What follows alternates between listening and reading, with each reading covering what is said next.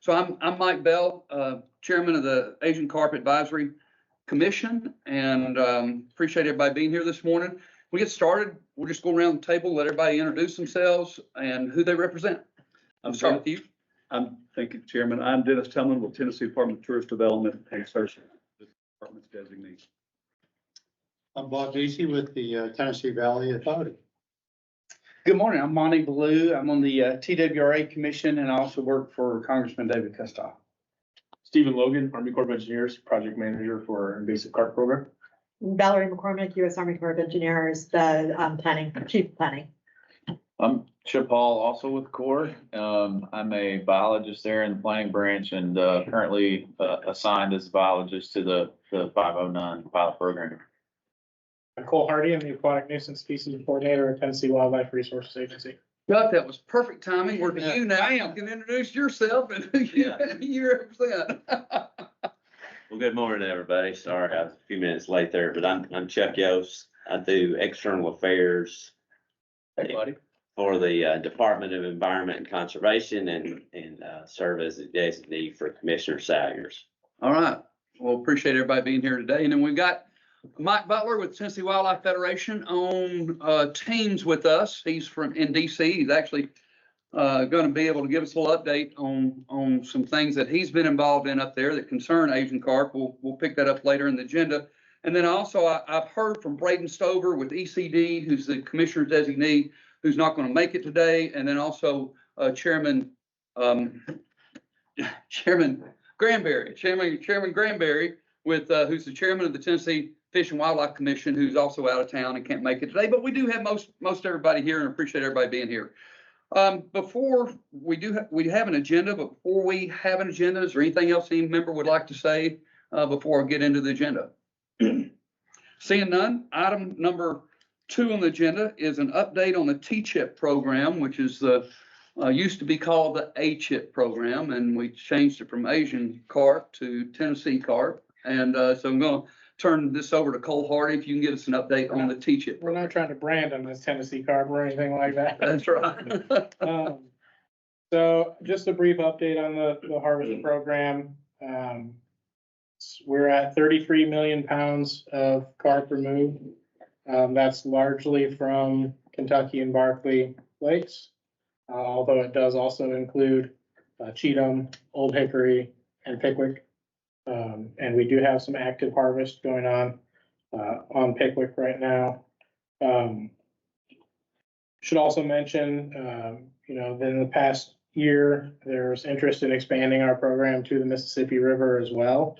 And so that component of the program is now up and functional. Also, we got some of our first invoices for fish that were removed from Mississippi River. So glad to have the assistance there of the commercial fishermen and the processors, removing a lot of fish. Just as a little bit further breakdown, our harvest levels for essentially the past 3 fiscal years have been right at around 8 million pounds a year. And so that's effort. That's also, or a similar effort, I should say, is going on in Kentucky, where they've got programs set up for carp removal as well. And is the Kentucky program mainly focused on Kentucky and Barkley lakes, or are they focused on other lakes? Primarily Kentucky and Barkley. They do have a component of their harvest programs that goes on the lower Tennessee and Cumberland below the dams, and then also in the the Ohio River. Okay. Any questions for Cole on the T-CHIP program? Yeah, Cole, is the demand still there from the fishermen in Maine? I think that has dropped some with some of those bait markets. I think our primary one right now is more of the meal sort of component of it. Smaller, high value products are still there, just not as prominently as the fish meal and fertilizer sort of components. Okay, so the demand for the bait market is still there, whether it's in Maine or I think it's Florida. There are some others. It's crawfish, I think, down in places like Louisiana, and crab down in Florida. So, okay. Mr. Chairman, I have a question. Oh, What? excuse me, go ahead, go ahead, Yeah, Chip. and Mike, forgive me, I need to remember to look up, but we got one question from Sure. Stephen with Tor, and then I'll come to you. Chip, Chip, I'm sorry, Chip. perfectly okay. What's the main method that they're being, removed? So primary method here in Tennessee is, gill nets. Okay. Yeah, almost exclusively, gill nets. Just to speak a little bit to what they have going on in Kentucky, there's some experimental sort of gears being used as well, large commercial seines that they're seeing some success with. And I've been talking some with my counterpart in Kentucky, just keeping an eye on what they have going on, if it's something that eventually we might talk about or consider here. And assume this is mostly private commercial fishermen doing it with incentives Yeah. or, okay. Yep. Yeah, and Chip, just we probably shouldn't have assumed, but this program subsidizes 6 cents a pound. So, No, so we work other similar programs that work more directly with the fishermen okay, are close to that level. We work more at the processor level. So we partner with 3 processors right now, I believe here in Tennessee. We may be up to 4 with the Mississippi River being added. okay, And we incentivize the processors at 14 cents a pound. okay, But we require them to pay 18 cents a pound to the fishermen that they're buying from. to make it profitable for the fishermen as well. Okay. Mike? Yes, sir. Cole, appreciate the update. Quick question, on the Mississippi River fishing efforts, is that funding to subsidize that being pulled out of the extra 5 million that came through approach last year? Or is it coming out of the larger pot that, is being used on the Tennessee River lakes? So I'm gonna answer that. Hopefully I get to your point here, Mike. The 5 million, right, when presented to the partnerships as funding that was available, was kind of looked at as a plus up. They've referred to it. It does not detract anything from the Tennessee Cumberland funding that we're getting. And largely, I believe, is a component of that plus up funding. Yeah. That's not to say that if that plus up were to go away, we wouldn't still request it, right? I would still put that funding in as a request for my state proposals within our sub-basin partnerships.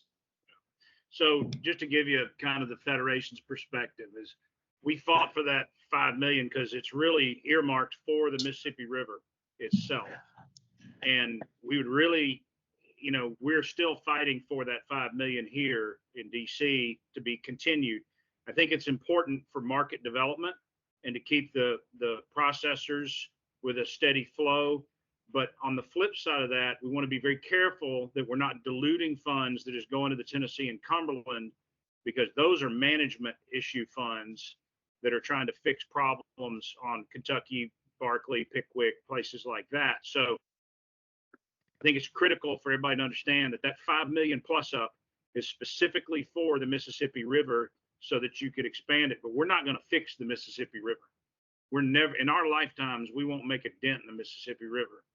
But we can make a dent, I think, we have a little bit in the Kentucky, y'all are doing a great job on Kentucky Lake, Barkley, and Pickwick. So just want to kind of get that out there for everybody and make you aware that that's a little bit of an inside deal. We lost your audio, Mike. That 5 million is really important and important. I'm good.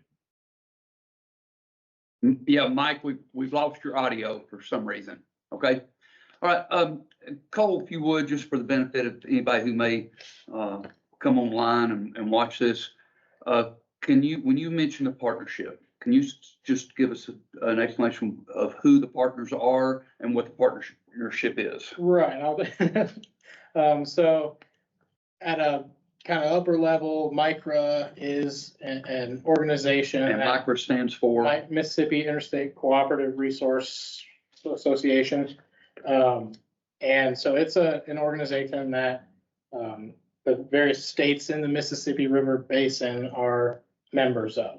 Okay. And so they kind of serve as an oversight for and working with the Fish and Wildlife Service. When the Fish and Wildlife Service gets this CARP money, things have been kind of vetted by that micro group as they've been presented to micro by the states. Okay. So when I say partnership, I'm really talking about there's a few sub basins to the Mississippi River within micro. And we work with the partners in those states. So I work closely with Kentucky, Mississippi, Alabama, and then a variety of federal agencies like TVA, USGS, the Corps, and Fish and Wildlife Service. Okay. So we come together, we look at what our issues are, what sort of management actions we need to implement, whether it's certain research projects or harvest programs like this. We combine those projects based on kind of available funding and elevate that to the micro and to the service. And that's how we determine what projects we have. And again, when Mike Butler mentioned the 5 million, you mentioned the 5 million is the pool that goes to the partners, and then we get a portion of that 5 million Correct. for this program. Essentially, That's right. yes. Okay. Yeah. And to his point with the Mississippi River being important to get funding there, I think he's absolutely right. And, several states in the lower middle Mississippi River area, Missouri, Kentucky, Arkansas, Tennessee, Mississippi, several of us have kind of joined on to a joint project trying to get more removal done in that lower Mississippi, middle Mississippi kind of area. Okay. And that's where a lot of this funding is going. Well, and then to segue into something else before we leave agenda item number 2, I know a couple months ago you went to DC with MICRA and kind of give the commission an update on what you and what MICRA did on your visit to DC. What your purpose was for being there. Yeah, so we were visiting a variety of offices there and taking essentially some micro priorities that are developed by the sub-basin. So I was there representing largely the Tennessee and Cumberland River sub-basin. I went with a delegation of several other folks that had representation in Upper Mississippi and other places. And so a couple of the things that we were really pushing for on that visit was the WRDA 509, the CARP pilot project funding. Which is, again, just assume somebody's gonna get on here who doesn't know anything about this. So let's give it, let's tell people what WRDA 509 funding is. So Water Resources Development Act, and I would invite the Corps folks to jump in and steer me clear if I get this wrong, but essentially authorizes the Corps to take on, WRDA does, to take on different projects. And WRDA 509 specifically is related to invasive carp pilot programs, control and management pilot programs. Okay. So it relates to when we talk about deterrence. That's kind of what this piece of legislation is about. And that, just to add, that is specifically on the Tennessee, Cumberland, and in 2022, they added the Tennessee Cumberland waterways. And this was Stephen Logan. I'm trying to say Stephen Logan with the Corps. And I should say when you maybe when you start to say something, just give your name again, Yes, for anybody who could be watching it, so they would know who you are. And before we go back to you, well, let's go back to you, and then I want to get back. I'd like the Corps maybe to talk a little bit about what happened yesterday with the discussion on WRDA, and if any new information came out concerning the 509 funding. Yeah, so just to wrap up kind of the trip that MICRA took to DC, right? Some of our priorities for the Tennessee and Cumberland River were that WRDA 509 legislation regarding deterrence in the Tennessee, Cumberland, and TENTOM, and increasing the funding authorization there And then the Corps needs a non-federal sponsor in order to be able to implement any sort of deterrent program that's laid out in that legislation. So we also talked about the match requirement of a non-federal sponsor, and we'll Which is at 25% now? it's at, yep, 25%. And so, we went hoping to get that reduced to a level that was more manageable for state. Valerie, would you or anybody from the Corps like to weigh in on any additional information on that? Sure. So Valerie McCormick with the Corps. So there typically, Congress will, pass a Water Resources Development Act bill every 2 years. That's kind of the rotation. They're working on one right now. Yesterday, there were hearings in the House on the potential 2024 WRDA bill. And there is some language in CARP, and this is all, you can go to the website and find it, so I'm not revealing anything. What I've seen in that is the only changes are related to the date of completion. Okay. So currently, WRDA 2025 authorizes, so it just authorizes, it doesn't appropriate, it just authorizes the expense of 25 million. The appropriations is a different bill. So it authorizes up to 25 million for up to 10 pilot projects in the Cumberland, Tennessee, and Tombigbee waterways. There were some requirements that it were to be in place by 2 years after 2020. They've extended that out to 2026, 2 years after the 2024 passage. And then no, I'm sorry, I'm getting my dates mixed up. It extends it till 2029. The Senate bill has a different date, about the same time frame though, and then a report to Congress 2 years after 2024. So a report to Congress on the progress and would be about 2026, from what I'm seeing. I mean, that's all subject to change, and the House and the Senate bills don't match 100%. So Right. So those will come together. Right. And I know this is something that is purely speculative, and it's just a strange way to, different, I should say, to authorize money, not appropriate money. You know, that was part of the discussion back in 2020, 2021, when $25 million was authorized, but none was ever appropriated. And of course, members of the public here authorized, oh, we got $25 million. Well, no, we didn't get it because it was never appropriated. Any talk on what the appropriation might be and when it may come? And I know this is speculative. I'm asking you to speculate. Yeah, so we have a request in our 25 budget for I think 10.5 million for a request, which would come out of the a pot that is funded each year for invasive species management. We don't know, we will not know until after the 25 budget gets passed, if that comes through, and that would go towards a couple different projects, and some of that would go to Mobile District for implementing something on the Tenton. So we have a request in for funding to help us get there, but we first would also need to have our NEPA finished and have a non-federal sponsor. We can't touch that unless we have a non-federal sponsor. I appreciate it.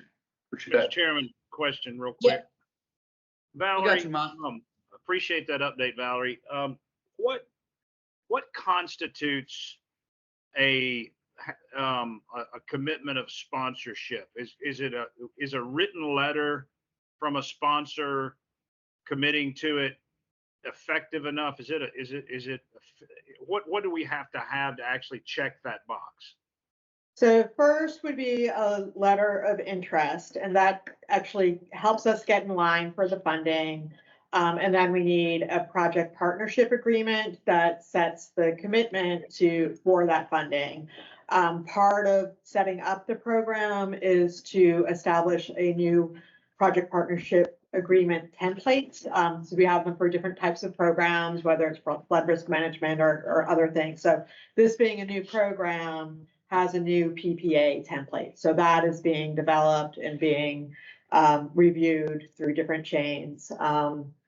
There's yeah, so, So And- let me ask this question. And just bear with me 1 second. I know that there have been conversations that Chairman may bring up about Tennessee being a sponsor. It's kind of struck us that maybe there's an opportunity through our relationships with our sister organizations in Kentucky and Alabama to reach out and kind of come at this with both those states joining Tennessee as partner sponsors or as project sponsors. Does that make your world more difficult, or would that be more helpful? neither really. And Stephen's been working with the other states as well. And yes, I think what you're getting at is if there are more states included, does that bring the costs down? And yes, it potentially could. So there'd be a project partnership agreement for each demonstration project. So if Kentucky Lock is a selected location, there'd be an agreement for that. And if it was Kentucky and Tennessee, for example, and that 25% was split, that would be 12.5%. So that would bring it down. Did that answer your question?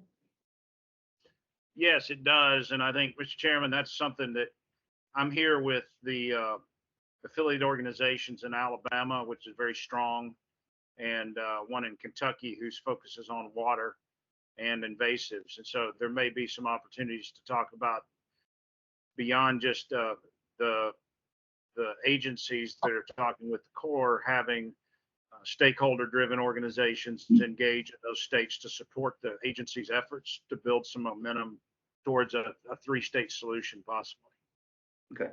Did you wanna- Cole, you want, well, So Yeah. the only thing that I would add, Stephen Logan again with the Corps, the letter of intents have been sent out to all 4 state agency partnerships, and they're currently under review. Cole, if you want to add anything. And that's what I was gonna add, is that certainly the deterrents are a priority for us. And so we've got that letter of intent in the works and intend to send that on for review imminently. okay. All right, thank you. And so those letters of intent are for the program, and then following the program, then the PPAs would come into play. Okay. Timeframe, when do you think the PPAs would be ready to be signed, what do you think the timeframe is on that? Early Will it be dependent on whether the funding comes through or when the funding comes through? Okay, all right. As well as the National Environmental Policy Act document being complete. Okay, all right. Anything further on this? Yes, sir. Mr. Tumlin? You know, I gotta ask Cole questions. Do you have any details on the Pickwick buying operation? I know that's for us, we've talked about that for a while, and I'm glad you mentioned it. Do you know much about that one? And I don't mean to put you on the spot. Well, Eric Gaines, our commercial coordinator, is really my guy for that. But as far as a buying operation, I don't have a lot of information, Dennis. I can tell you that they are actively fishing out there now. And so that opportunity, opening up Pickwick as waters that are included in T-chip, they're starting to take advantage of that more. But as far as an actual buying station, No worries. I'll dig around a little bit. Thank you. and I can get with Eric to try and get any more information he might have on that. Okay, thank you. Yes. I have one quick follow-up, Chip Hall, Corps of Engineers. Is there data and is there monitoring that exists on the impacts to native species of the harvesting processes? It's a good question. So we see that there is data to go along with this. What we see largely is that with the type of nets they're using, the mesh being as large as it is, and then the way in which they're doing their sets, they're a lot more active now for the majority of fishermen. They don't let them sit, for hours and hours and hours overnight or anything like that. They see very little bycatch. And so they're pretty good at targeting specifically carp. they get out there, they can, see them on a side scan sonar and just wrap a net around a school and be very effective at catching them that way. In specific, and I didn't introduce myself. I'm Mike Bell with TWA, the legislative director. And specific to your question, I went to the commercial advisory, commercial fishing advisory committee meeting here about a month or so ago out in West Tennessee. And got to listen to a fascinating conversation on bycatch and on how they are moving to even bigger mesh nets because of it cuts down even further. But they said with the type of nets they're using right now, I mean, the bycatch is almost zero. It's almost nothing. And that's for somebody who's concerned about sport fishing, as our whole agency is. That's something good to hear, that we're taking these carp out with you were there, you were at the meeting, with virtually no bycatch at all.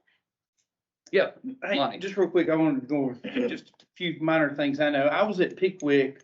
I'm not sure if you were there. I think you were, Cole, you were there, I know. And on when we did the shocking of Asian carp at Pickwick, and TVA was there. I think every agency in the United States was there. It had anything to do with fisheries. It was a pretty big operation on tagging the Asian carp and actually surgically implementing the tracking devices and sewing them back up and releasing them. And I think that was a very successful event at Pickwick. It was, I forgot how many we tagged, but there was a lot. Yeah, our target there, I think, was 100 fish, and I think we probably hit that in 2 days. Yeah. So that was a big push, and a lot of work was done at Pickwick.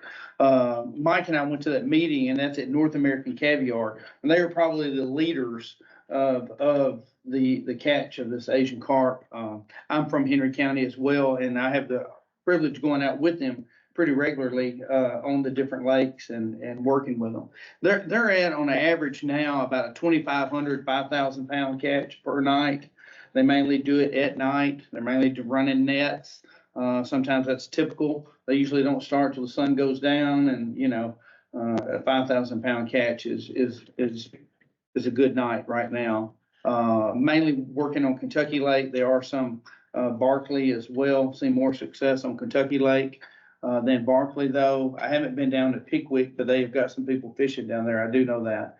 And then Mike made, I think, an exceptional point just on that 5 million, as far as I get to catfish a little bit on the Mississippi River. And if you look at a side scan on a boat in any area you want to look at on the Mississippi River, there's no, that's a good way to supplement the market, like Mike was saying, but that's out of control, Mississippi. But I have seen, being from Henry County, I'm on the lake a lot.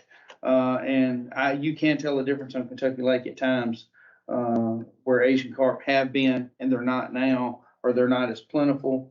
So I think what we're doing is a great program.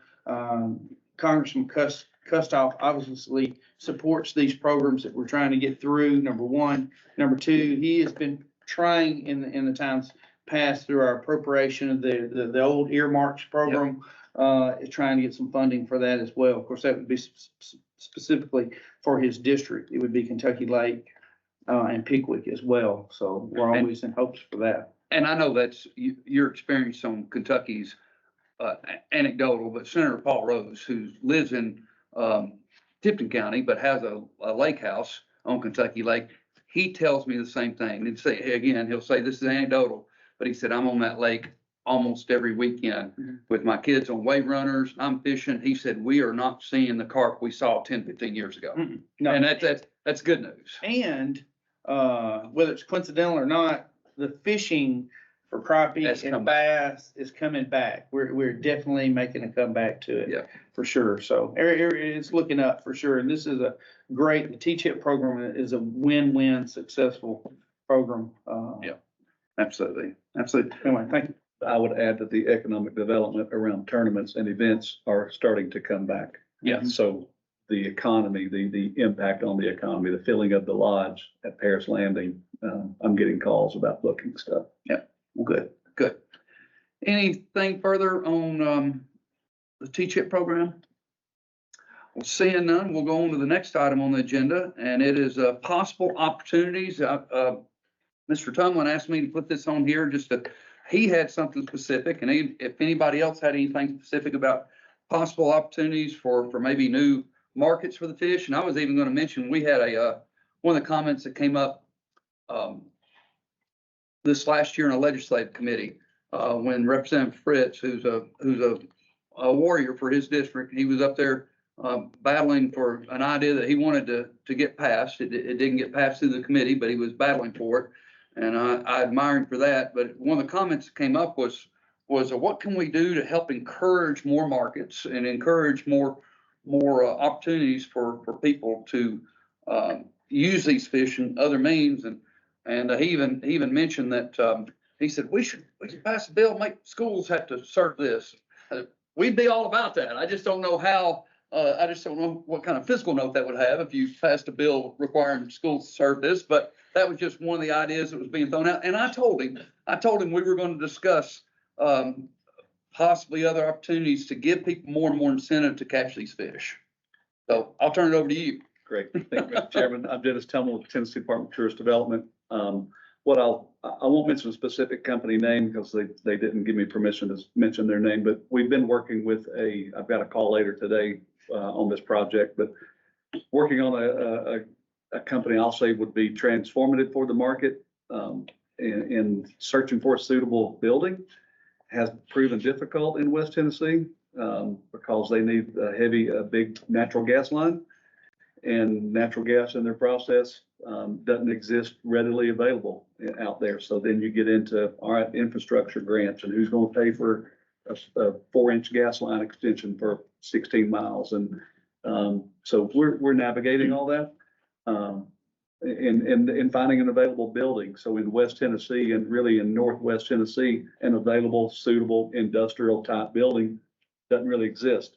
So now you're looking at how do you facilitate a ground up construction? And so those are just market things that we're having to look at and try to solve. Not a huge job headcount, really about 25 employees to start. But the fishermen that I've spoken to and the market buyers that I've spoken to are asking, please put some legwork and try to help this happen. They're also searching across the river and I believe up as far as Missouri, Kentucky. So there's about a 2 or 3 state region right there that they're searching. And that's all I have on that particular one. And I have a question, Valerie McCormick from the Corps, and I'm not sure if you can reveal, but in terms of your market isn't defined. Can you define the market? Is it more of the bait market? Is it It's not the bait. human It will be consumer? consumable, human consumption. Okay. Yes. Mike Butler, I see your face has gone off the screen. But did you want to add anything to this conversation? I know you and I talked about this briefly. Actually, Mike, I don't have anything at this time. I think we've covered all the things that I was going to bring up anyway earlier. Okay. All right. Yep. Yes, if we might keep in touch a little bit about the opportunities that you're seeing and what's available. We are a little more constrained with some of the partnership dollars that we use, like for the incentive program, right? But it's possible that depending on the specific needs of a given project, that we might have some leeway to work with like a group making a secondary high value sort of product or something. So worth exploring a little bit, I think, but we'll definitely have to look at constraints associated with that grant. You know, infrastructure such as natural gas, that's proven to be the tough one out there in West Tennessee. That I suspect it might be a tough one, but nevertheless, potentially something we could put forth to Fish and Wildlife. Ask if that sort of thing would be acceptable under the grant. We found a building that would have worked, but natural gas was so far away, it just wasn't. Okay. Yeah. Propane made it cost prohibitive. Yeah. Okay. So what counties are we looking at? All of them, All of them. from Kentucky Lake to the Mississippi River. 30 to 50,000 square foot. Pretty sounds good. All right. we'll move on to the next item, discussion on non-federal match for the deterrent. So we've already kind of touched on this, Valerie, but I'd like for us to go over again about a possible timeline. And I'll just tell you what I would hope that we could take out of this meeting is that y'all, the commission direct me to send a letter to the governor and to the speakers of the House requesting that Tennessee be the non-federal matching partner, and to give them some direction on when we think the money might need to be appropriated, and a whole timeline about when a letter would need to be signed. I know you said we already are working on the letter, but whether it's the governor, whether it's our agency, and I've had this discussion with the governor's office, who would be the best signature on the letter, and what's that process going to look like? But that's the one thing I want to take away from this meeting today is that, that we believe Tennessee should be that non-federal partner, and we want to encourage the state to pick up that mantle. So give us an idea of what we think the timeline would look like, and kind of what the request would look like if the commission directed me to send a letter to the governor. As I go on, Yeah. in case there's any details. Valerie McCormick from the Corps. So the first step is a letter of interest, which the template has been provided to a number of potential non-federal sponsors. So that is the first step that we need to receive. It could be signed by the governor or the head of the participating agency. Okay, so it could be the head of TWA. Okay. Yeah, sorry. So in that intent, the intent is that that agency, the state, would be supporting that non-federal match.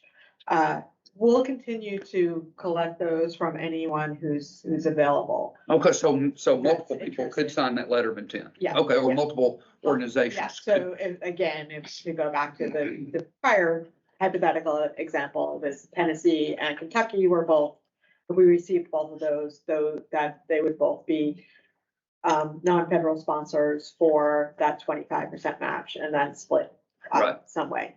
And Stephen Lowe with the Corps, letters have been provided to state fishery agencies for Tennessee, Kentucky, Mississippi, and Alabama. Okay. Letter templates for them to fill out Right. and send back to us. So, so that gets us in line for the fund, for showing those that control the purse strings within the Corps that we have those sponsors and that can start receiving funds. So, in FY 25, we have a request in for 10.5 million. But we still need to finish the National Environmental Policy Act Right. documents and decision. And when do you think that's going to be finished? That should be finished early in 2020, calendar year 2025. Okay. Okay. So, we have to just backtrack slightly and give you a background on that. We're finishing up an internal draft. It's been reviewed up our chain. So we've got a few things to just edit, looking to get that out early August with public meetings in August. So that's a little bit of a slip from, I think, what was previously communicated. Right. But we got a lot of great internal comments that there'll be another that process will be, we turn out the public document for review, have some public meetings, receive responses, and there's also agency review at that point too. And then there'll be another revision of those documents and determination of whether or not we can issue a finding of no significant impact, or if we need to do something that's more intense, and we're hoping not. because that would add to some timelines, and I think everyone. Right. So that would be early 2025, so February timeframe, February, maybe March, depending on how many comments we get and how long it takes to review that. So once we have that, then we can start moving forward on implementation. Okay, so would the PPA go out at that point after? Yeah, so we can, with the letters of intent, we can start, and once we get our PPA which is the project partnership agreement, template approved, so that we can start working towards that. So some of this can be done in parallel. Okay, So that way, if we can get everything lined up, like March, we've got everything. okay. And I'm sorry, but let me, while I'm thinking about another question, you said, once you get the template for the PPA approved, when do you think that template would be approved? Yeah, it's right now it's in the Assistant Secretary of the Army's of Civil Works office. There's been some back and forth, so I can't speak for them on how long it takes for certain reviews and things, but my hope is it would be sometime this fall, so that way everything lines up together. And we're communicating where we are with them, so that way it's being tracked. And, and again, with that non-federal match, if we have more than one non-federal sponsor, that 25% non-federal match is split among the sponsors, and that PPA agreement would also, it doesn't necessarily have to be a 50-50 split of that 25%. It could be like one state has a 15% and one has a 10%, or a 10, 10, and 5 if there's a third non-federal sponsor. Well, and I don't know, of course, I don't know anything about how these projects work, but I kind of think, at least I've heard the idea that if 10.5 gets appropriated, that's enough probably for 3 projects, and one goes in Kentucky, one goes in Tennessee, and one goes in Alabama, that more than likely each of those states would be responsible for their own non-federal match there. I just, having served in the legislature 16 years, I just don't see the Tennessee legislature appropriate money for a project in Kentucky or Alabama. It's probably not going to happen, and vice versa. I don't see Alabama appropriate money for a project in Tennessee.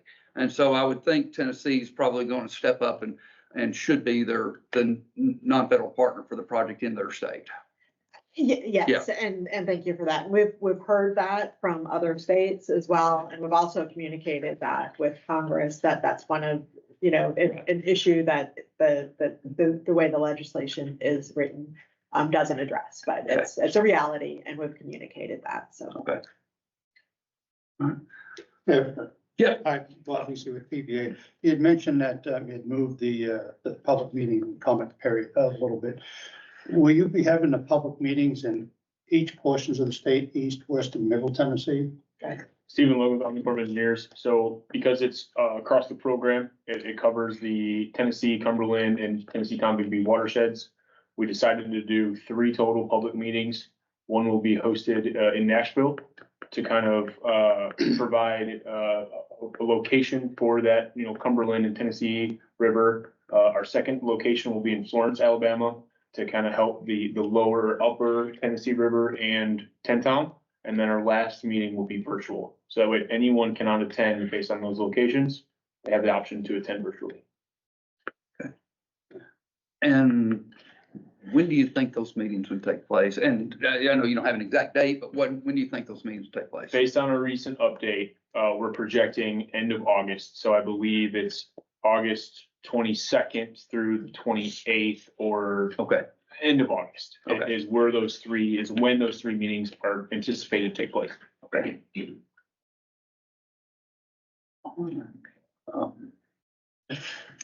So would it be premature to send the governor a letter now, or do you think it would be helpful? Yeah, I'm seeing Mike already shaking his head. Yeah, let's send the governor a letter. Let's go ahead and put the governor on notice that we need the state to step up and be the non-federal partner. Yeah, I think we'll accept a letter at any time. Okay. All right. I've got Yeah. one thing to add. So Stephen Logan with the court again.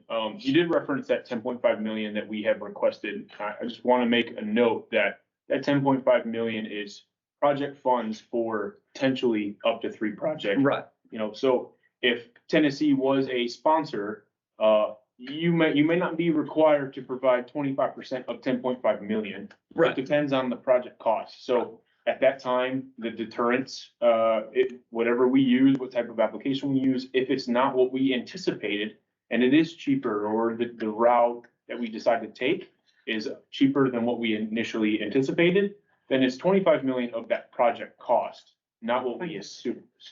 Thank you. 25% of that project cost. Right. I just wanted to clarify. Yeah, and as an example, more than likely a deterrent at Cheatham, which is a much smaller body way, would be less expensive than a deterrent at Pickwick. Because of the size of the locks, the size of and it would just be 25% of that. But again, I know this last session when the legislature was discussing this amendment that the representative brought, the thought was somewhere around, $250,000, $400,000. It could be, if the project cost, 1.5 or 2 million, somewhere in there. Okay. So, if it's all right with the commission, I will get with Cole and maybe bounce it off, Valerie, maybe bounce it off you as well, and work on a draft of a letter to go to the governor on behalf of the commission, requesting that the state be the non-federal partner. Mike, does that sound good to you? Yes, sir. And I think the timing, I don't know if you can hear me, but the timing, I think, to have budget conversations is right on target. Yep.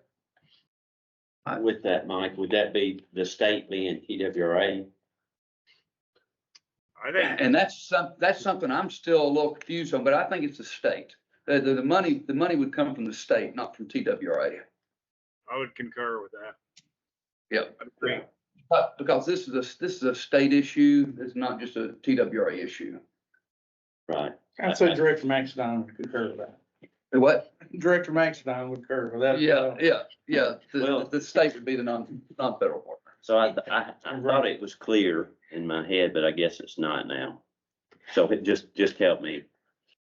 What I thought I heard is that under this scenario that TWRA was going to provide the non-federal match. But I think but it sounds like the state is. Right, that's what we're going Yeah, to request. the discussions to this point, Chuck, as I understand it, from all the partners and citizens, especially in Dennis's, where Dennis lives, is that the approach is that the state, the executive branch, would put the state in the posture of being the project sponsor. And then what our hope at the Federation would be is the executive branch would bake into the governor's budget an appropriations request. Now, whether that's reality or not, or possibility, we don't know, but that would be our preference, to see that move forward through the regular appropriations process in state government. And then, I think it's important to point out what we're talking about is capitalization costs, right? To go to the capital cost to build these things. The other thing that we need to ask our friends at the Corps is what kind of help do they need from us on making sure that they have the appropriated federal dollars to maintain the operations of these things, because it's about $1 million a year to operate a sizable barrier. And before we go to the Corps, and I'll let them answer that question, Chuck, I want you to know conversations have had, I'm trying to think, at least 2 times. I know last year Representative Fritz had got together a big group of people from back home. I was part of that meeting. We met with the governor, and part of the discussion was, not all of it, part of the discussion was on being, the state putting up some money for being non-federal match. And then I've had discussions with the governor's office this last session as well about the state being the non-federal partner. So we won't be a surprise to them. So the state is the non-federal partner that, uh, that causes a portion of this 10.5 to come into Tennessee and to be utilized by what organization? By the Corps. The Okay. Corps, yeah, the Corps.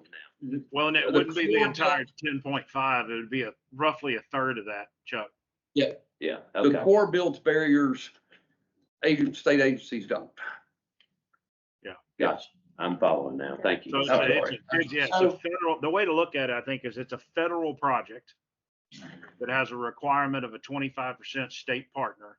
And we've got one particular dam that we would look at in Tennessee, and that would be Pickwick. Kentucky's going to have to look at Kentucky Lock. Alabama's going to need to look at Wilson. And if those are the three priorities, it would bake out that way, roughly speaking. Isn't that right, Mr. Chairman?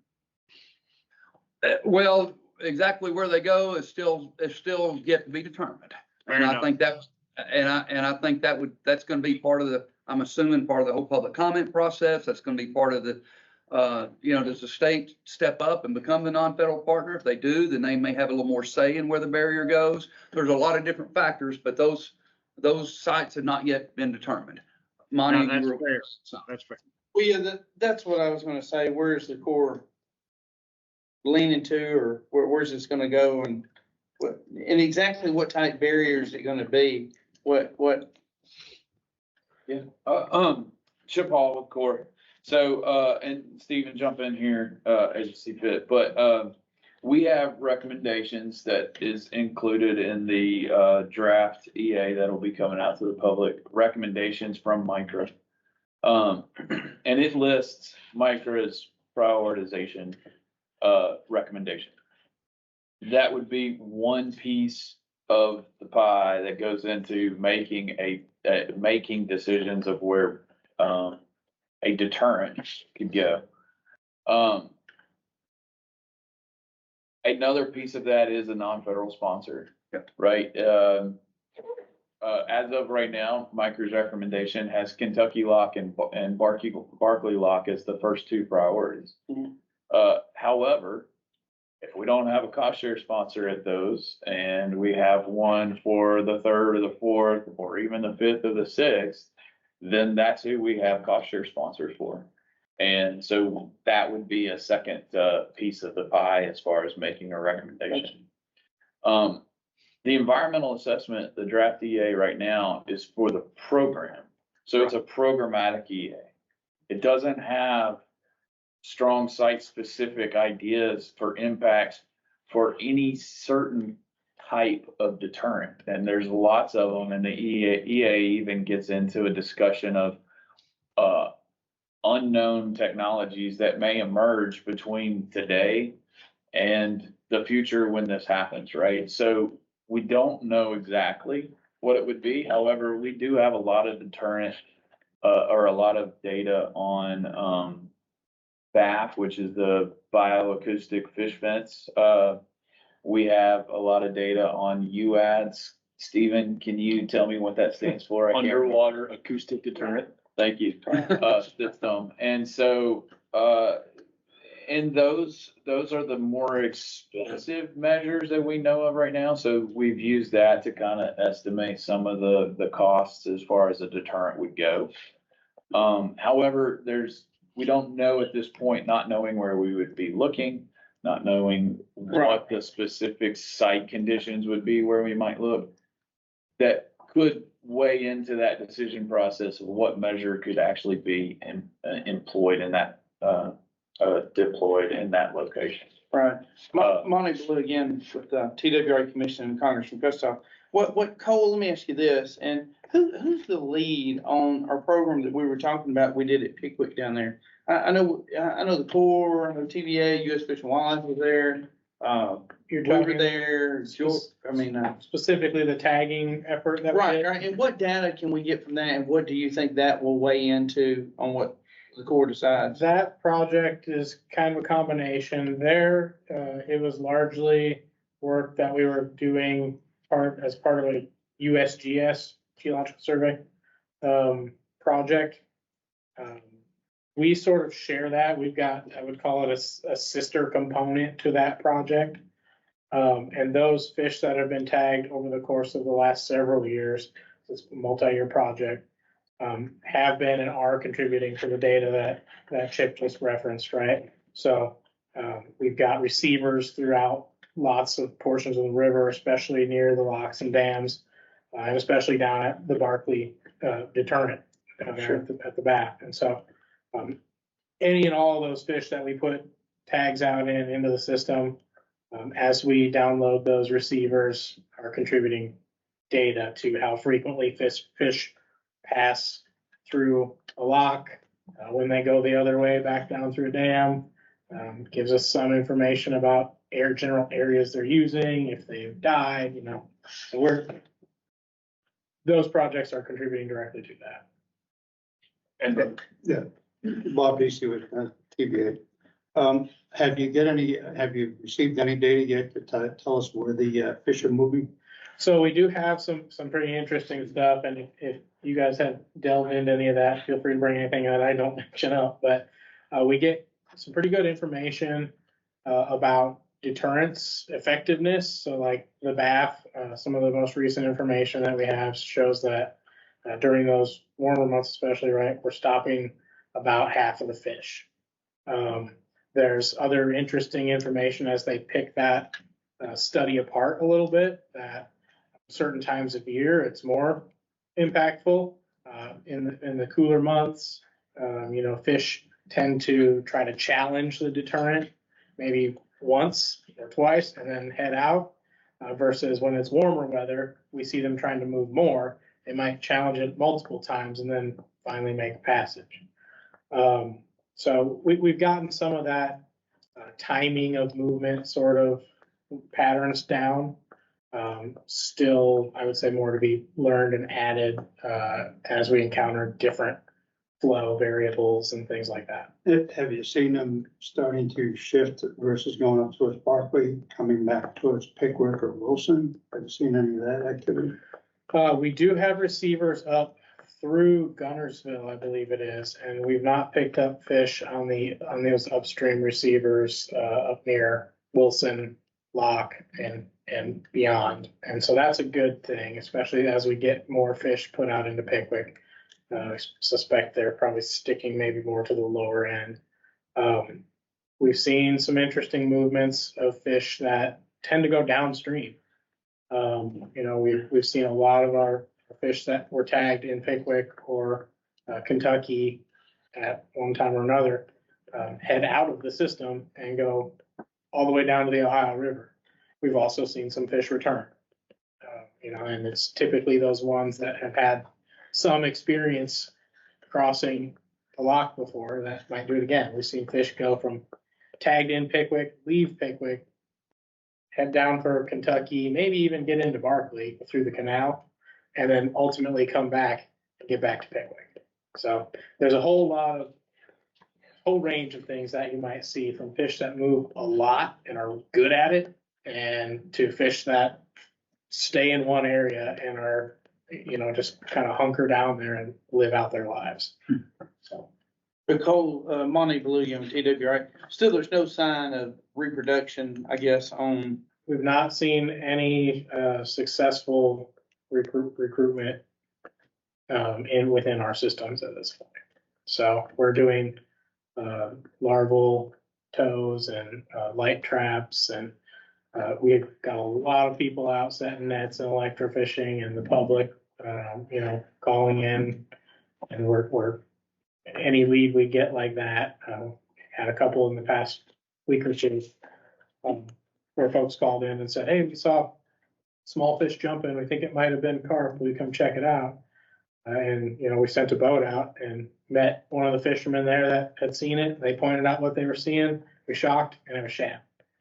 So no, we haven't seen signs of successful recruitment in the Tennessee Cumberland since we started this really in 2016. 2015, before that, was a year when we had a big influx and a lot of small fish around, and that kind of prompted our effort since that point to be more vigilant about looking for that reproduction we have seen. And Chuck, I know you've got a question. Before I go to Chuck, I want to add about 6 weeks ago, probably, I got to spend a whole day with our crew, on Gunnersville below Nickajack below Chickamauga, Chickamauga below Watts Bar, doing electrofishing, looking for carp. And it was really fascinating. Thank goodness we didn't find any. We didn't see any the day we were out there, but yeah, I was on all those lakes that day, with our crew down in the southeast Tennessee looking for carp. And we do that on a regular basis all summer long, all year long, I guess. No, Primarily summer, yeah. primarily summer. Late spring through about early fall, end of August, middle of September, we'll All right. stop for there. And then, Mr. Chairman, Bob, Yeah. obviously with TDA, we did our spring split fish survey as well, and we're seeing the same thing. We're seeing it. Right. Okay. Chuck. Yeah, Chuck Yost from the Department of Environment Conservation. Do we know if this deterrent would require any state level environmental permitting? I suspect, yes. Yes. Yes. Okay. It would absolutely require Chip Hall with Corps water quality certification under Section 401 Clean Water Act. Not sure that it would get into NPDES permitting or not. It would only be if we had to have big enough laydown areas that was bigger than an acre, but that's pretty minor. Mainly would be the water quality certification under 401. And is that a aquatic resource operation permit or? It is, that's what Tennessee calls their Yeah. water quality cert under the 401 program. Okay, thank you. Yeah, Bob Deasy with TDA. About a year or so ago, I published a list of permits required. So, and the commission does have that, and I think, Yeah, TWA has that permits required. Thank you. Thank you, Bob. Actually, to follow up, also what Mr. Feasy said is, depending on where on the Tennessee River, it might require the TVA's 26A permit as well. But again, that we wouldn't even get there until several things happen, and we know we got a project specific plan at that point. Then when we get there, okay. To follow up, Chip, follow up with that, with what you're saying and where we were going earlier with that, process is once the program gets to the point that it's been approved, the NEPA process for the programmatic, review has been completed. We move into more of the implementation phase with design. We have a design document that we have proposed, new type of document for the Corps. In essence, it would be kind of like a design consideration, evaluation of measures, at a site specific location, and then combined with some type of tiered NEPA document. Not necessarily an environmental assessment, could be, but that would be one integrated document that in essence has the design decision, and the NEPA evaluation for a site specific project. So Chip, this is Mike, Tennessee Wildlife Federation. Is it your thought that more than likely, if you do the programmatic type EIS, that the individual sites could fall under a FONSI assessment? So the programmatic document that's being drafted and will be out for the public review soon is an environmental assessment. It is not an EIS. And so it's evaluating again that, potential impact, high level, effects of the program. And so I don't think that it would be fair to try to speculate what individual sites would be, but I mean, if we're looking at the program and it falls under a FONSI, under a finding of no significant impact, I don't necessarily have any reason to say that we would anticipate otherwise, of the highest level being potentially an EA. But it would not be fair to say that it would not make it to that. That'd be pre-decisional. So 10-4. Thank you. All right, well, before we leave this agenda item, we don't have to take a vote. We're an advisory commission, but if there's no objection, I will work with Cole and with Valerie, and we'll put together a letter to go to the governor to request state be the non-federal matching partner. And any objection, that we'll do that as a commission. So, Quick question. Yep. To the Stellar Department of Tourism, do you all have any reason to believe, I know a lot of the things you said is contingent upon a non-federal partner. Do you feel like a Kentucky or a Mississippi, do you have any feeling that someone is not willing to be a non-federal partner? Stephen Logan, Army Corps of Engineers. At this time, I believe all states are prepared to sign that letter of intent, letter of interest. So Good. at this time, that's no. great news. Now we haven't gotten to the PPA yet. Different story at that time, but right now, no. Great, because I heard, and I know you got to put the caveat pending anyone being pending. I wanted to see how your gut was feeling, so thank you. And so, sorry. No, so go ahead. Just You to go add, ahead. so right now, if that letter to the governor of Tennessee, it would be to request as one of the potential non-federal sponsors, because there could be more. And I just want to make this comment, just mainly for the benefit of somebody who may watch this. It's imperative that every state jump in and be a partner, because the Tennessee River runs through 4 states, Tennessee, Alabama, Mississippi, and Kentucky. And it's going to take all 4 states working together to get this done, and the federal government. And we appreciate the Corps and what they're doing as well. Anything else on this, talking about the deterrent? If not, we're going to get into other business. Oh, Dennis. Last comment, and I'll leave it alone. Yep. I think when I was hearing Chip talk about potentially a Kentucky dam, a Barkley dam, and I think I heard reference maybe to a Tom Bigby waterway project. I think that just, for me, I fear an upstream deterrent. If the project is only looking at 3 and we're looking at those 2 really stopping from the Ohio River influx and the Tom Bigby, I was hoping in this that there was conversation about an upstream test. So that my comment would be, is it 10.5 that has that train left the station, or is there opportunity to upsize that so we can talk about maybe a 4th or an upstream option? So the. Yeah. And the only thing I would add, both Kentucky and Barkley are in Kentucky. And so I believe we're looking at, of course, Barkley's got one. Barkley's got the experimental that maybe you could speak to that, Valerie. Maybe there could be a continuation of the Barkley pilot project and not be near as expensive as putting a new one in, because it's already there.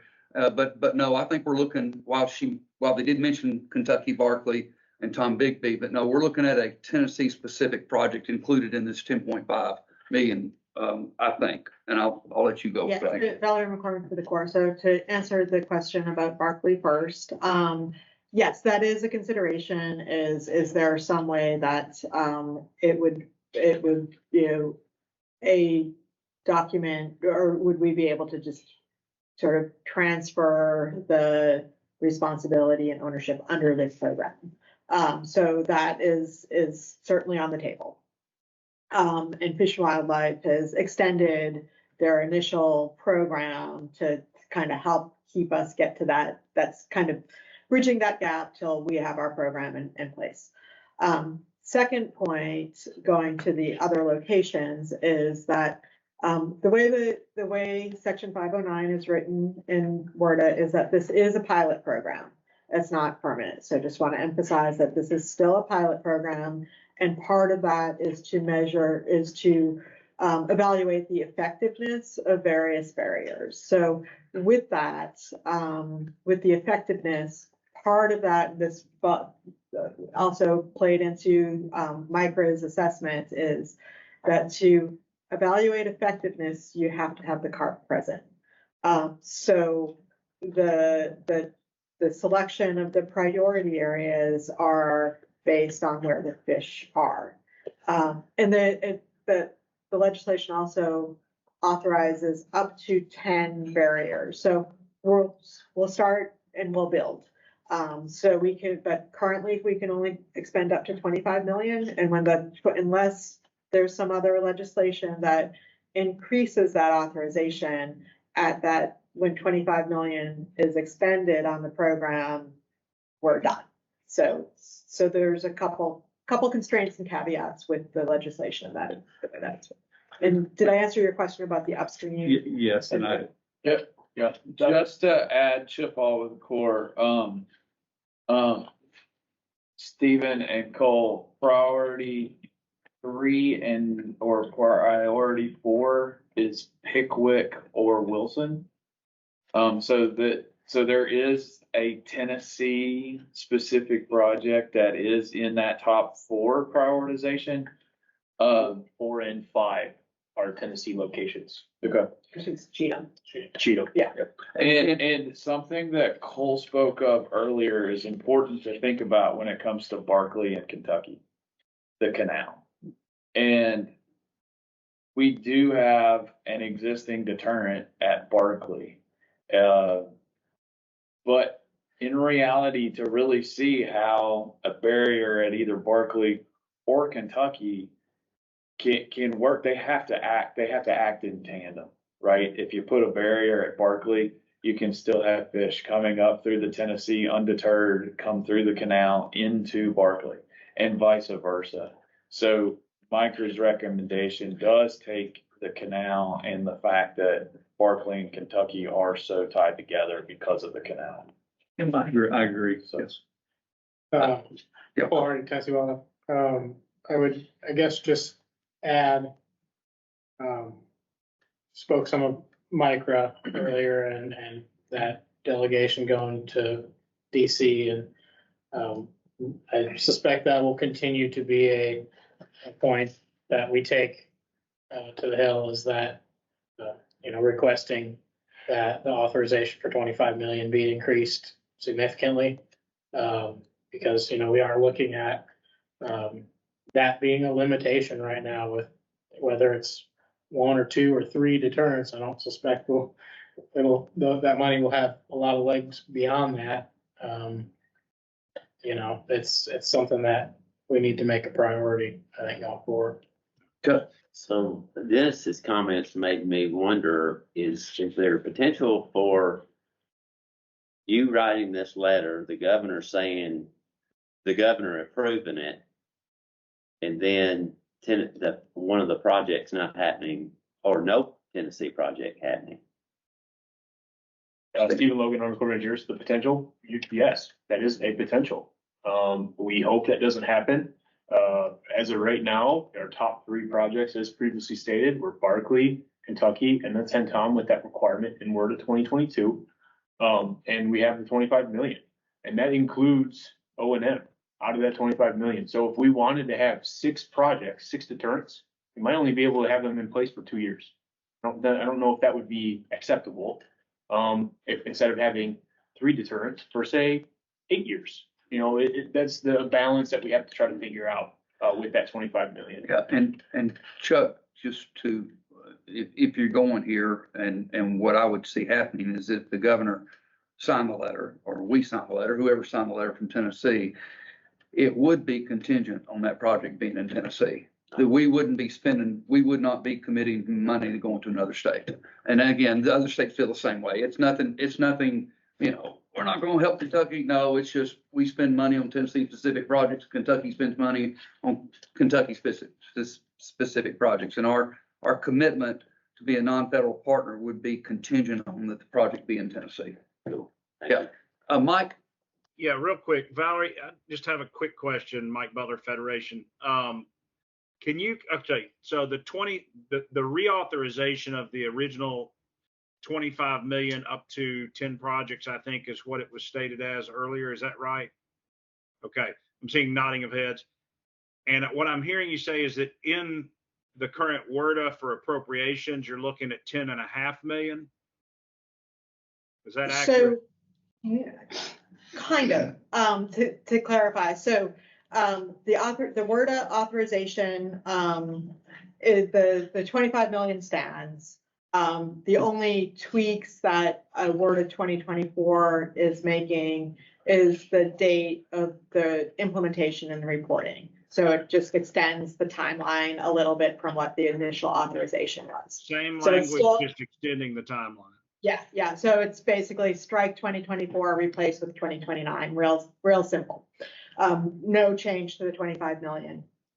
And then, so the 10.5 million that we have requested, would come out of what is our invasive species fund, which is funded, which doesn't require to be basically earmarked or anything in an appropriations law. So that's our method of request. So we, that's what we've been funded with so far for our study efforts. So from our discussions, we think that's where we're getting funded from, for that 10.5 million. Well, let me publicly say thank you to the Corps for moving this forward. I know it's a long process. It's not easy. But I just wanted to publicly state thank you for pushing that through the invasive fund. And we will be working. I don't know that we have a detracting member of the Tennessee delegation in terms of support, and we're going to look to have vocal support to that effect. Yeah, and I do just also want to clarify to manage expectations. We've requested it. It has not been guaranteed. Sure. So. Sure. Well, the Yeah. appropriations process is kind of a little bit gooey right now, you know. I'll add to that. This is Chuck again from TDAC. When Chip was describing the process, the paperwork to all this, I was thinking that whole time, I'm so glad I don't have to do that. I'm so glad I don't have to do that. But I'm glad you all are willing to do it and appreciate that. And this meeting's all a bit bizarre to me because Chip and I were in college together, and it's weird looking across the table and seeing Chip over there. So if y'all wonder why I sort of weirded out when I first sat down, that's what that was about. One question, back to you talked about this is positioned as a test, or you have to be where the carp are. What has to change? Is there language in the WRDA that needs to change to allow you to go on the upstream side where there's less fish? What changes your ability to say science tells us we want to box them in? What has to change for you to be able to go to the leading edge?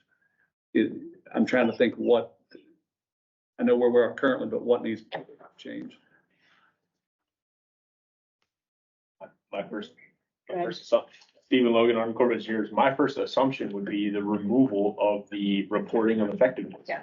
That would be my first assumption. If we don't have to report effectiveness and we are open to place them wherever we want based on recommendations from our scientists that have been fighting carp a lot longer than we have, and we have that freedom to place them anywhere, then we can place them at that leading edge. Yeah. And to say what, if I'm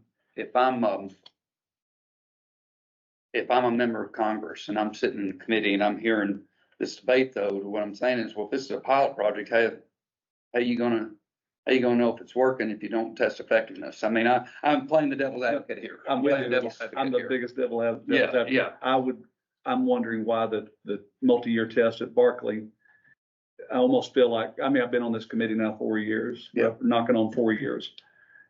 And most of us have been here for 4 years, and we were hanging our hat on, we got this test going, Barkley's going to give us the data's coming from Barkley, it's going to give us the data. Yeah. To me, Barkley's data should go, the data says that we're reducing at 50%, 60%, whatever the data says. Therefore, they have proven effective in our minds, the fisheries experts of the world. I'm just a business guy. But the fisheries experts of the world have said they have proven their effectiveness. Therefore, Congress, based on the data that we can give you, they are effective. And we're recommending 4. And we're going to stop the upstream migration. We're going to stop the 10-tom. We're going to stop the income of Barkley. And we're going to box them in. And we're going to T-chip the hound out of them. And we're going to protect the upper East Tennessee River and Knoxville and logic tells us, I feel like maybe the data's there, that we can go back to Congressman Kustoff's office and Mike and his team can go and go, gentlemen, and ladies and gentlemen, the data's there. Let's remove that line. So we're not, that's, I'm a devil's advocate. No. I'm with you. Nope. Okay, sorry, go ahead. So I think that the way you're thinking is a perfectly rational way of thinking about it. And so the authorization language is what the authorization language is currently. And the way it is written, really, the main goal is to obtain data to determine, to speculate, is it worth the investment, correct? We do have data on Barkley. From a scientific perspective, in my opinion, it is based on a small sample size, right? So we do have the statistics and the data to state that they're effective on roughly a 50% level. But it is a small sample size. And so I do think that part of the message of the data is that it appears that it's effective. What does it take to know if they are effective on an actual population, large landscape, large time period perspective? You got to have it for a long time period. You've got to be able to pay for and complete and have the resources to complete that monitoring on a long-term level. And I think based on some of the things that have been done, it appears that some of those things are already in place and going to happen. But yeah, ultimately, the way the 509 program is written and the way that it's being pursued right now is a temporary, let's get the data, let's see how it works, kind of. So it's in the appropriation. I see what you're saying. It's in the appropriation written that way. Authorization. Authorization. Mike may weigh in here, but maybe there's a chance in the future to introduce new money that doesn't have that specific language. I almost feel like in 25 or 26, can we work with the right folks to get you more money that doesn't have those strings attached? Well, I'll just say this. In 2017, we weren't getting any money for invasive carp in the lower Mississippi River Valley. My last count for the lower Mississippi, we've now generated, with this 2023 continuing resolution, it'll be over $70 million since 2018, 2019 federal budget. That's not going to stop. So the question's going to be, if we can get this across the finish line for the initial piece, then we start tweaking and massaging it. Consider this. Go look at what is being spent on invasive carp for the Great Lakes. It's in the billions of dollars, not millions. I'm talking billions. This morning, Debbie Dingle spoke to the general session here at the National Wildlife Federation meeting, and she was citing the numbers, and I was just sitting there scratching my head. And so what I think is going to be really important is we'll probably do, Micra does their fly-in days. Our fly-in days are a little bit different because we're bringing constituents and board members from outside of government to the table to say, this is how it's affecting our day-to-day lives. This is what's on the line for us from a recreational standpoint. A lot of the stuff, Dennis, you and I talk about. So I definitely think that there's a second round we're going to have to be diligent. We're going to have to stay on top of this moving forward just to make sure that it stays on target and on focus. Because we all know, we started 5-6 years ago, really getting after this. It's taken 6 years to get to this point. And so in the next 5 years, how many people are going to be retired that are in this room talking about this? We're going to be dealing with new folks. And so we got to be thinking about successional planning to keep the eye on the ball. Dennis, I was doing some reading yesterday, just a little research online, and Illinois right now is trying to figure out how to come up with their $110 million non-federal match. Yeah, $110 million. Wow. Yeah. And they gotta have it by June 30th. There's a deadline on that money. I was in the article I was reading yesterday. So yeah, it's pretty, we're Mr. Chairman, somewhat late to the game on this. yeah, and Mr. Chairman, I can see articles in some outdoor magazines and some locally where Ed Carter was talking about this. And then Bobby was talking about it, that if we don't do something, it could be a problem. And then, I mean, you're dealing with all these different agencies, and the ground that we've covered in the last 4 years, Dennis, patience is it's a new definition of patience. It is. I'm You know, feeling 10 I mean- years, you know, I'm now thinking 10, you know, my mind is shifting to just Right. so long, and then I know time is ticking. So, Yeah. I We get need it. to, everything that we can do to help this program, and I know the T-CHIP program has done great things. And I think that's something that, you know, we need to continue and support, but all these other things that we can do, and the Corps and TVA and U.S. Fish and Wildlife, and, you know, everything that we can do helps. But the quicker we do it, the better off we are. Yep. Well, if that's it with the non-federal match deterrent agenda, we'll go on to other business. And I know, Mike, you said you had something you wanted to bring up. We covered it. We've covered it. All right. We did. Under other business, we also have a guest here with us today who'd like to address the commission. And Pandora, do we have a mic? Is this mic hot there? Let me pull it out here for you. Okay. Miss Breland. Hey, would you be able to pass these out? For me? That way you can come up here and address the commission. And of course, I think we all know who you are. Let's start with the introduction of your name and who you represent. Thank you very much, Mr. Chairman and Commissioners. My name is Pandora Breland. I'm with the Watts-Bar Ecology and Fishery Council. I'm serving as Vice Chairman. I have watched every one of your meetings, and I have to say this has been the greatest meeting I've ever seen on this topic. Thank you so much. You've made great leaps and bounds just in today's discussion. Mr. Chairman gave me about 5 minutes to speak with you, and so I'd like to get started right away. My comments today are regarding the deterrent locations MICRA has recommended to the U.S. Army Corps of Engineers, the Corps, for the Tennessee River. They are shown in yellow highlight on page 1. I'd like to quote the U.S. Fish and Wildlife Service.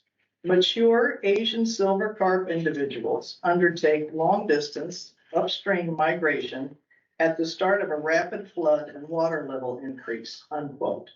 As you know, every year in the spring, TVA raises the lake levels for summer recreation. Because of the rising lake levels every year, carp in all the TVA reservoirs are moving long distances upstream, primarily from spring to fall, but at other times as well. The carp are dynamic, not static, and they will be moving over the next 5 years too, before deterrents are built. They have zero deterrents in their path unless they encounter closed lock doors.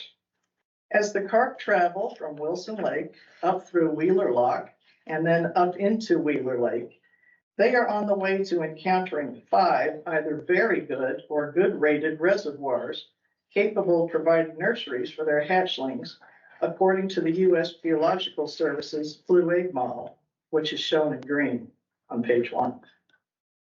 The Blue Egg model concluded that our upper lakes have ideal conditions for reproduction, and they mapped the many ideal nursery areas in their study. That study revealed the genuine threat that exists for successful reproduction on several reservoirs on the Tennessee River. However, MICRA did not share this threat with the Corps in their deterrent recommendations letter to the Corps.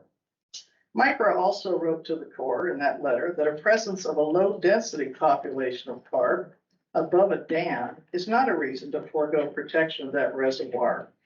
So it's kind of confusing, but the reservoirs are located on the upstream side of the lock that they share the same name with. I tried to make that apparent on my chart there, but I don't even know if that was clear to you, but that's the case.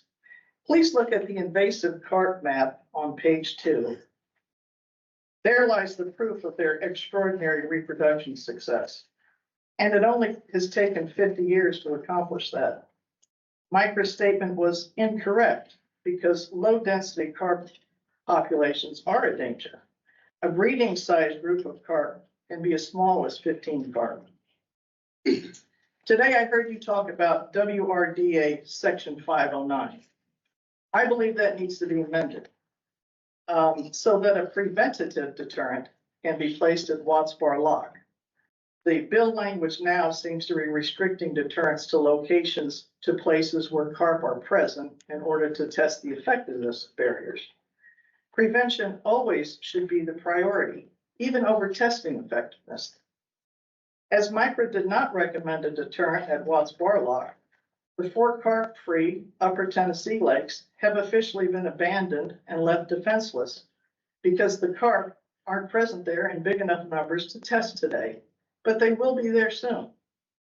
The 2 deterrents Micra recommended to the Corps, which are Kentucky Lock and either Pickwick or Wilson Lock on the Tennessee, will not provide protection to the 4 carp-free lakes from the thousands of carp currently in the river advancing upstream, nor will they protect those lakes from the future thousands of carp that will be added to the river when they swim upstream out of the Ohio into Kentucky Lake and continue upstream into the Tennessee over the next 5 years before any deterrents are built on the Tennessee.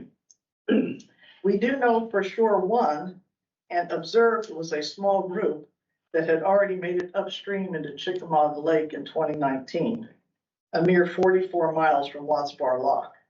And Mr. Cole Hardy was one of the investigators on that when he first started working in TWRA. We have one way to defend the carp-free lakes now, and that is by effectively using the locked doors at Watts Bar Lock. They should be kept closed to all vessels except barges carrying loads that cannot physically be transported by rail or truck. That will result in 99% fewer lockages, and that means the locked doors will be staying closed almost all the time. What other choice have we got but to ask the Corps to do this? These 4 lakes are, again, being left defenseless. No deterrents are going to be built for 5 years. And the carp were only 44 miles away from Watts Bar Lock 5 years ago. And Watts Bar did not make the list of priority barriers. It falls to the Corps to decide to make a deterrent at Watts Bar Lock a priority. And in the interim, to keep the lockages there to the absolute minimum until a deterrent is constructed there. That is the only way that the 4 carp-free lakes remaining on the Tennessee will be saved. The fate of these 4 lakes, their ecosystems, and the $1 billion in annual revenues they generate lie squarely in the hands of the Corps and is reliant on your organization doing the right thing. Please provide to all of you here your personal feedback to the Army Corps of Engineers when they ask for public comments starting July the 16th. We would respectfully ask your comments to include a request the WRDA bill be changed to allow for preventative deterrence at Watts Bar Lock is a high priority.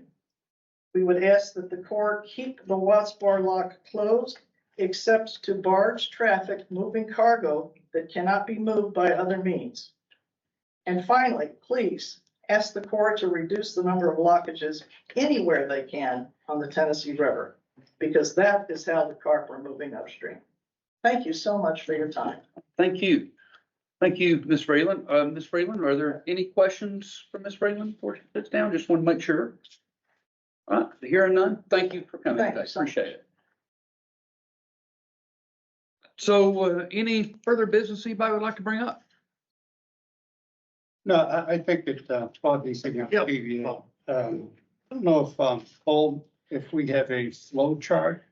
There's a lot of things that we need to do. You know, obviously the first thing here is to get the non-federal patch. Right. We've taken that action. The second, the 25 million, it's only going to go so far. Where, you know, whether it's 2 locks or 3 locks that you can put the barrier on. You know, the third is what type of barrier is it going to be? And when do we think that scheduled timeline will be? just for the general public to be able to see this. And I think whether it's the Corps or CWRA, we need to probably get that out to get that picture or view in front of the general public. And then obviously the most important one that Mr. Reardon just discussed is to get the word of bill language changed. And I know Mike had mentioned that they're gonna work on that. All right, any further business? Seeing none, now, I know Chuck knows this, he and I exchanged an email the other day.